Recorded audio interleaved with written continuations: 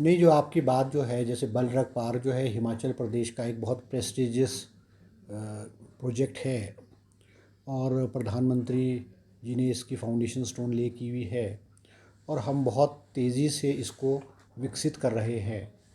External जो infrastructure है, roads है, वाटर सप्लाई की है और बिजली की सप्लाई है, उसके लिए हमने टेंडर फ्लोट करके काम शुरू कर दिया है।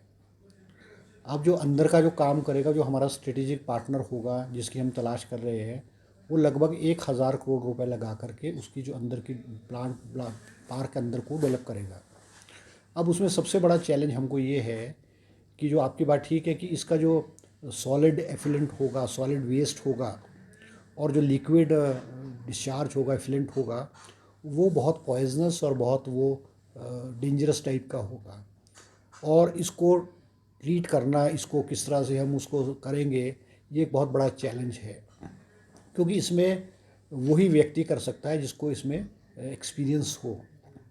और जिस तरह से आप गुजरात और आंध्र प्रदेश की बात करें, सुखद इंडिया में सिर्फ बलरग पार्क एक ही है, वो विशाखापट्टनम में है और उसका जो लिक्विड डिस्चार्ज है उसको ट्रीट करके वो सी में 5 किलोमीटर लाइन ले जा करके सी में उसको कर रहे हैं। मगर जब सी में भी डालते हैं, जो एफ्लुएंट लिक्विड एफ्लुएंट डालते हैं, वो उसको ट्रीट करके डालते हैं। हम हिमाचल प्रदेश में जो लिक्विड एफ्लुएंट है, हम ऐसा प्लांट लगाएंगे, ऐसी ट्रीटमेंट करेंगे कि हमारा जो डिस्चार्ज है, लिक्विड डिस्चार्ज ज़ीरो होगा। हम इस बलरग पार्क से लिक्विड डिस्चार्ज हम करेंगे ही नहीं।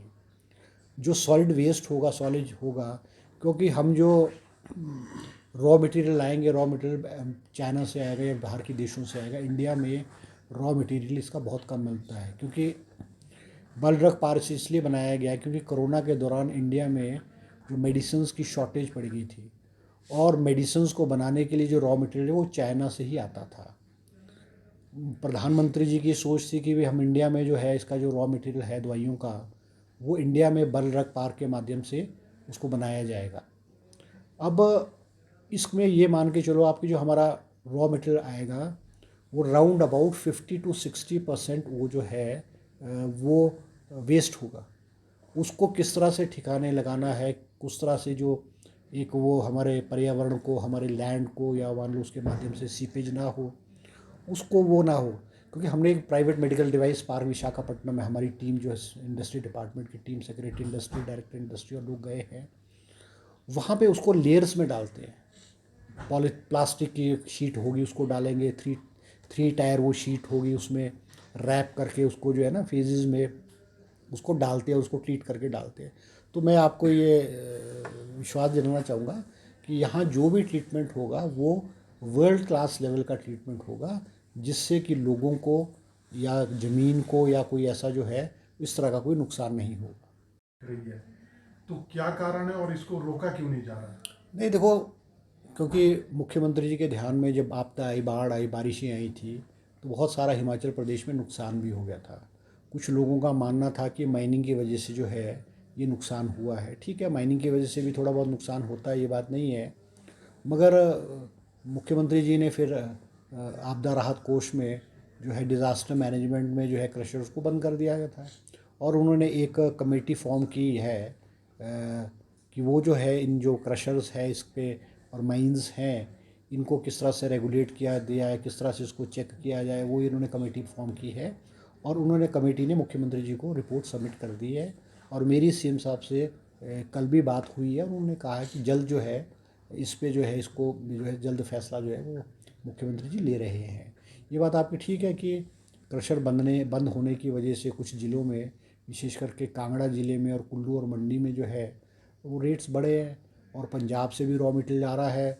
मुझे विक्रमादित्य पीडब्ल्यूडी मिनिस्टर ने भी मुझे रिक्वेस्ट किया है कि पीडब्ल्यूडी का काम भी जो है वो प्रभावित हो रहा है क्योंकि रोड़ी की अवेलेबिलिटी नहीं है। तो मैंने सारी बातें मुख्यमंत्री जी के ध्यान में लाई है। मुख्यमंत्री जी ने आश्वासन दिया है कि इस विषय पे जल्द फैसला हो जाएगा। तो लगभग लगता है कुछ दिनों में, 1-2 दिन में खुल जाएंगे। और नुकसान तो अब ये है कि अब माइनिंग डिपार्टमेंट को तो ये मान के चलो 30 से 40 लाख रुपए हर रोज़ का नुकसान हो रहा है।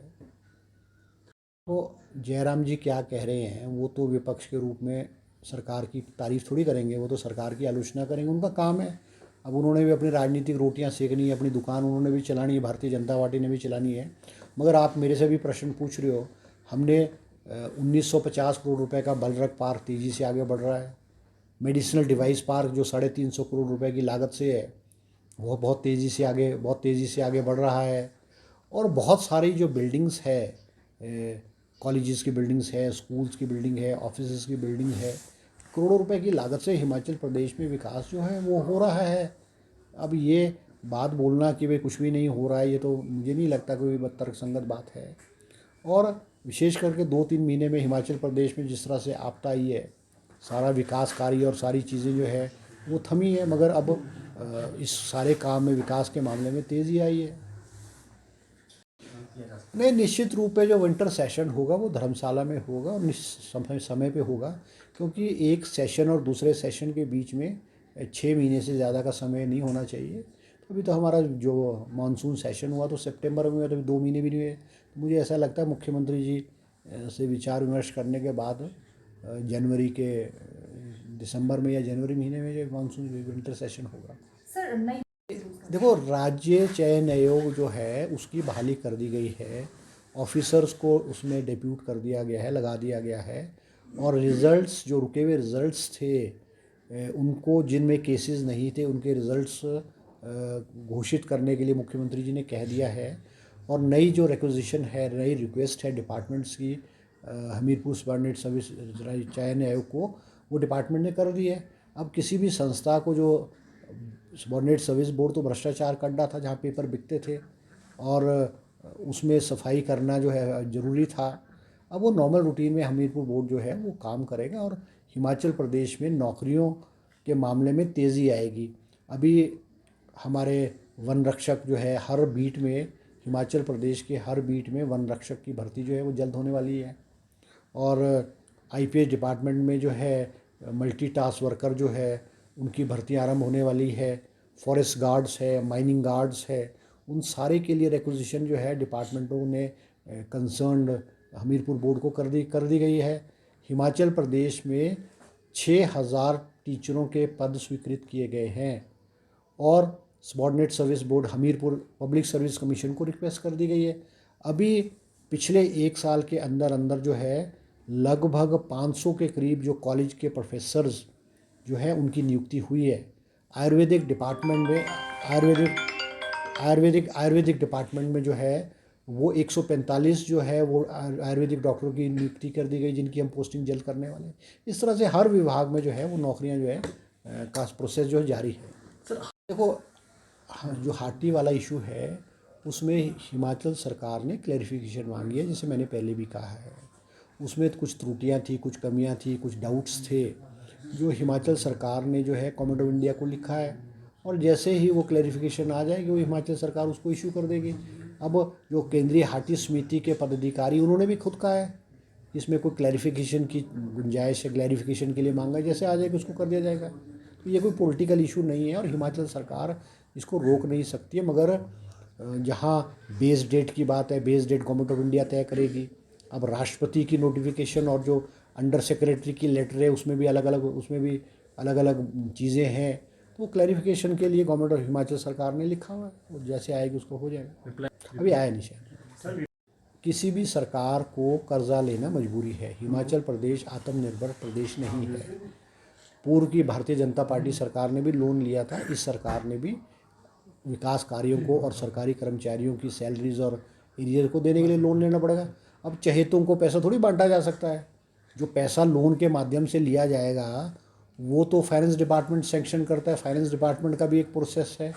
अब वो चहेतों को पैसा, कोई रेवड़िया पैसा जो है रेवड़ियों की थोड़ी बांटा जाता है। ये मान लो भारतीय जनता पार्टी और जयराम जी का कहना गलत है। अब ठीक है, राजनीति में पॉलिटिकल अपॉइंटमेंट भी बहुत सारी होती है। आज तो 1 साल का समय कांग्रेस सरकार का हुआ है, पॉलिटिकल अपॉइंटमेंट्स बहुत कम हुई है। आज जो है चेयरमैन वाइस चेयरमैन के रूप में मेरे ख्याल हिमाचल प्रदेश में आधा दर्जन लोग भी नहीं है।